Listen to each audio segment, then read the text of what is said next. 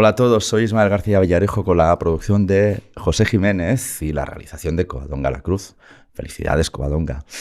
Esto es finanzas.com al cierre de la sesión del 4 de mayo. May the force be with you.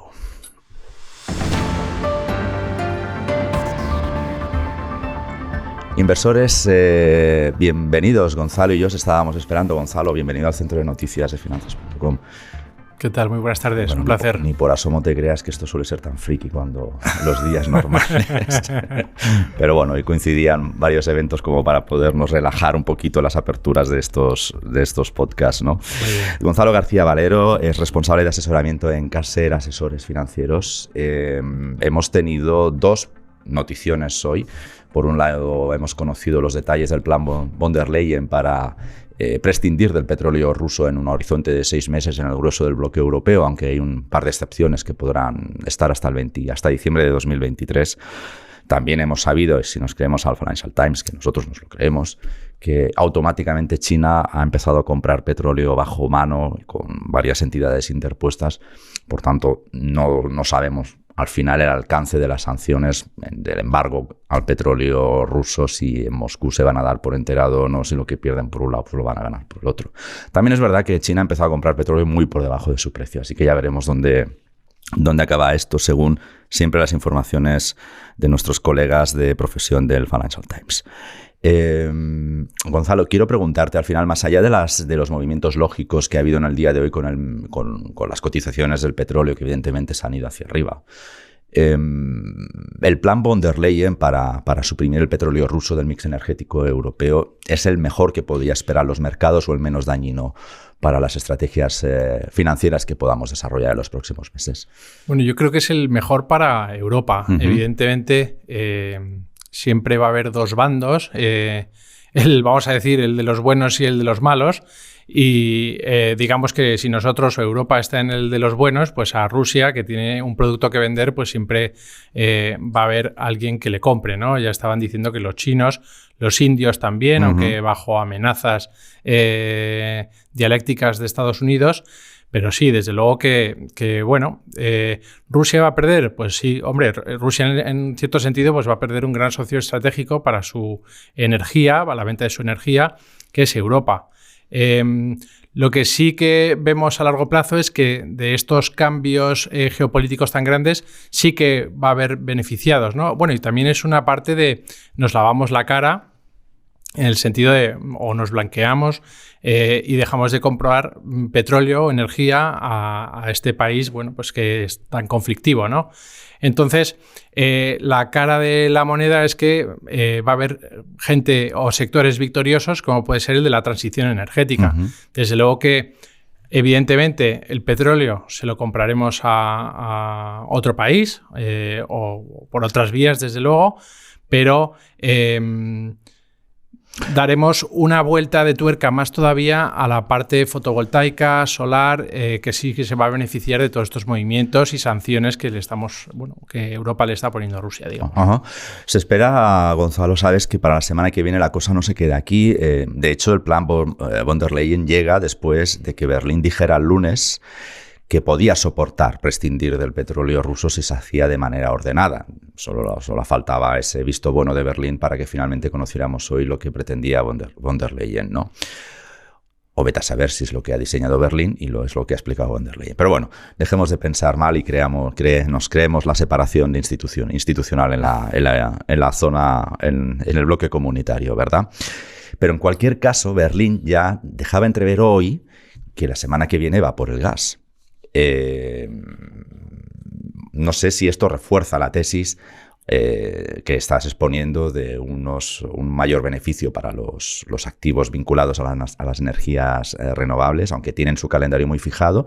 De alguna manera sí parece que se están poniendo elementos sobre la mesa para que estos beneficiados pues avancen o tengan una mayor celeridad a la prevista, ¿no? Parece esto, Gonzalo. Al menos es nuestra interpretación. Desde luego, o sea, aquí tiene que haber una disrupción tremenda y si ya estaba, bueno, pues gran parte de los fondos europeos, las ayudas europeas que van a ir a parar a proyectos de impacto y muchos de ellos renovables, pues va a suponer todavía un apoyo tremendo a todo esto. Desde luego, se va a acelerar muchísimo más. Otro de los elementos que tenemos hoy sobre la mesa es la reunión de la Reserva Federal. Hoy y mañana está previsto que en pocos minutos se confirme la subida de 50 puntos básicos de los tipos de interés. Pero curiosamente hoy, por ejemplo, si lo vemos en la banca española, Gonzalo, hay varias entidades que son las que de hecho han arrastrado el IBEX a pérdidas. Parece curioso, y a ver si nos lo puedes explicar, esta aparente contradicción. El día en el que se van a subir los tipos de interés en Estados Unidos, el sector bancario es el que más castigado por los mercados está, ¿verdad? ¿Qué es lo que puede estar pasando aquí, Gonzalo? Bueno, pues tampoco es que lo haya analizado muy profundamente, pero una de las causas posibles es que puedan estar subiendo sobre todo los tramos cortos de la curva, y para que, bueno, pues los bancos en general ganen dinero, las curvas pues tienen que estar empinadas, ¿no? Tiene que haber un empinamiento de la curva.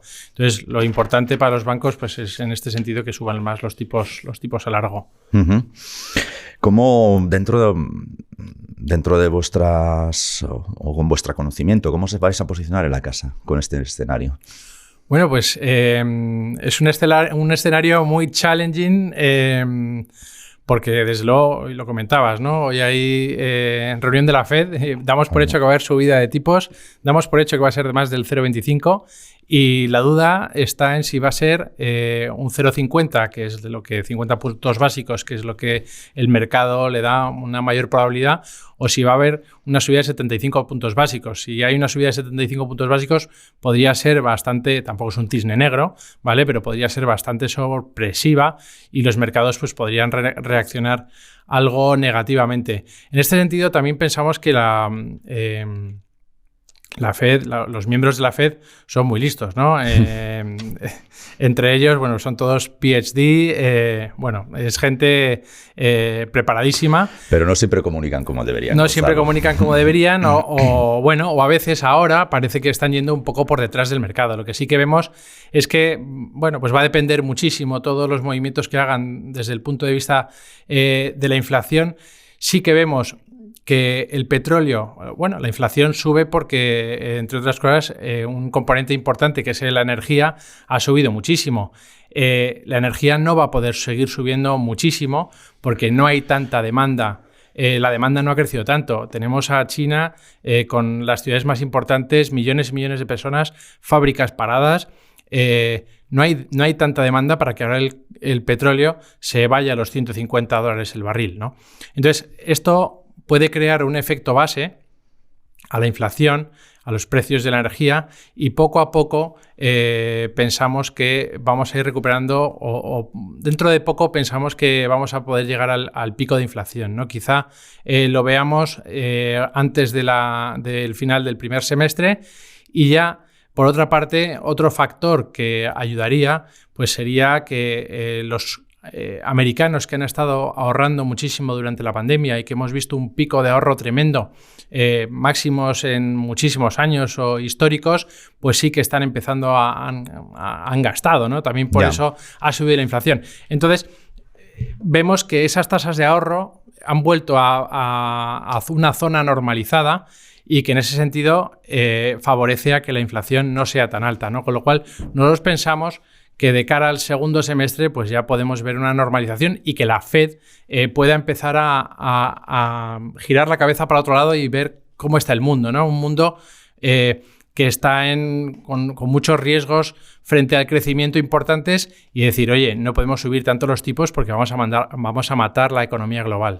Entonces, ¿sois de los que creéis, sois de la teoría contraria a los que piensan que la Fed tolerará la recesión para combatir la inflación? Es decir, vosotros estáis viendo justo el escenario contrario, que intentará evitar la recesión, cualquier opción de recesión, y sobre todo global, entiendo. Al menos te estoy interpretando así, Gonzalo.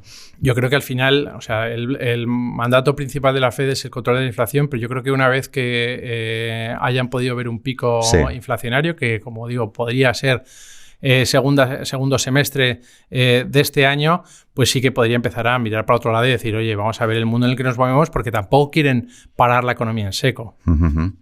Señalabas antes, hay ciudades en China totalmente confinadas, ¿no? Millones de personas en sus casas y bueno, y ahí se están viendo en redes sociales auténticos dramas allí. Pero vamos a lo que vamos. ¿Es China ahora mismo una tercera derivada de riesgo que añadir a los bancos centrales y a la inflación? Yo creo que con todo lo que hemos visto con Rusia y Ucrania y el apoyo tan fuerte que ha habido a Ucrania, o sea, en el sentido geopolítico de cómo puede haber un conflicto con Taiwán, no pensamos que sea el momento en el que China pueda hacer esto, ¿de acuerdo? Yo creo que viendo la respuesta internacional u occidental que ha habido con ayudas a Ucrania, el gobierno estadounidense ha dejado muy claro su apoyo total a la región, a la isla de Taiwán, digamos. Sí. Y nosotros pensamos que esto en el corto plazo no va a suponer un riesgo. Uh-huh. Ni siquiera la caída, el deterioro económico en China por parte debido a los confinamientos que está habiendo. A ver, China, desde luego que el gobierno chino le presta importancia al crecimiento, pero está haciendo unos cambios disruptivos muy grandes en la economía.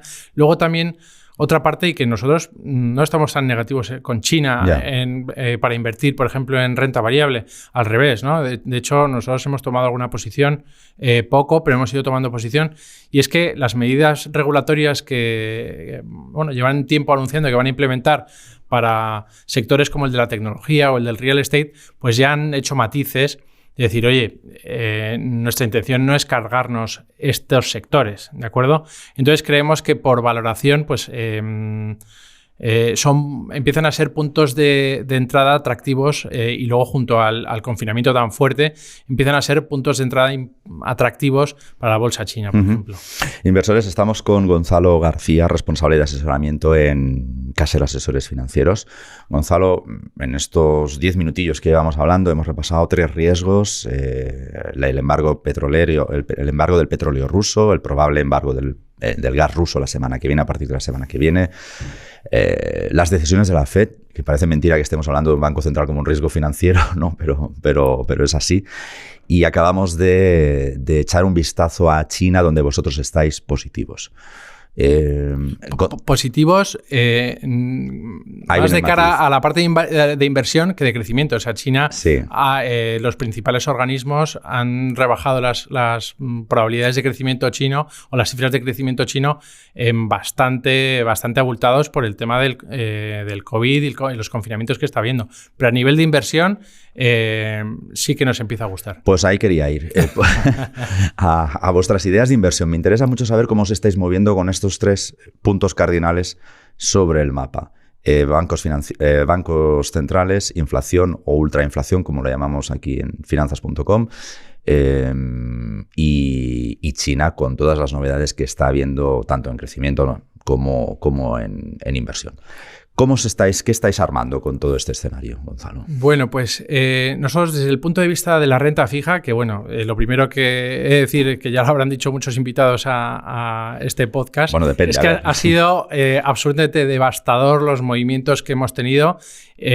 Son movimientos que estamos acostumbrados en renta variable, pero en renta fija hacen polvo de verdad porque minan la moral del inversor conservador, ¿vale? Porque claro. no está preparado para estas pérdidas, ¿no? Sí. Entonces, nosotros tenemos un posicionamiento ahora mismo en el que, como te decía, bueno, hay que poner un poco de la mano la inflación y los bancos centrales porque van detrás ahora tal cual. Si pensamos que la inflación va a tocar su pico dentro de los próximos 2 meses aproximadamente, pues podemos empezar a pensar que de cara al segundo semestre puede ser un poco más tranquilo también para la renta fija. Hoy hemos tocado el 3% en el bono americano a 10 años, una cifra no importantísima, pero sí significativa desde el punto de vista psicológico. Y como te decía antes, pensamos que la Fed pueda querer mirar para otro lado a partir de la segunda parte del año.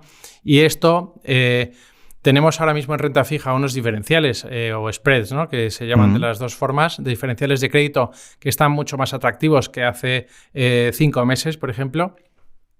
Y yo creo que se puede empezar a tomar posiciones en renta fija el que no esté, porque está comprando a tires o a rentabilidades que no veíamos desde la pandemia, ¿vale? Y previo a la pandemia desde finales de 2018, que puede no ser el punto valle, digamos, para la renta fija, pues puede que no, puede que perdamos un poco más, ¿vale?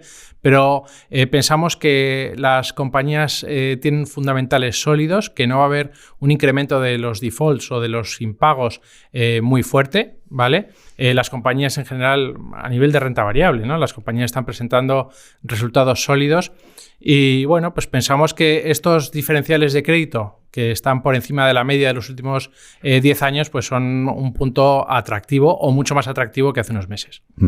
Entiendo que entonces veis con buenos ojos los bonos corporativos. Empezamos a verlos con buenos ojos. ¿Hay alguna región dentro de... No sé, no te voy a preguntar por los gubernamentales porque igual pues no nos da tiempo, ¿no? Esto no lo quiero. No. O directamente no me contestas, aunque quede contestada y formulada la pregunta.